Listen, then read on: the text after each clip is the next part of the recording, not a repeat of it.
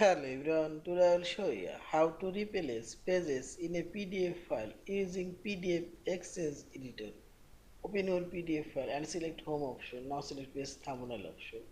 This page thumbnail showing here. And select Page Organizers option. Here we will find this Replace Pages option. Click here. Now select your page range, which page you want to replace.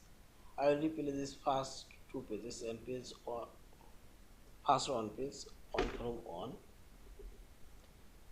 Also you can select a specific pages. I select all page and you can replace this on page will be replaced here. And now select browse option and select your pages for your folder and replace this one. Now select open and select OK and see this page now replaced. And again select replace page option. I will replace first three pages at once for on pages. Now select full replace entire page will be replaced and this first three pages will replace and select your browser page. I will insert this one and select open.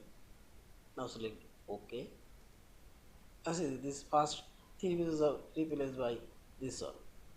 In this way you can replace a specific pages, single page or multiple page. Yeah, and finally select this file option, save or save as a PDF file. Thank you for watching. Please subscribe, like, share and comments.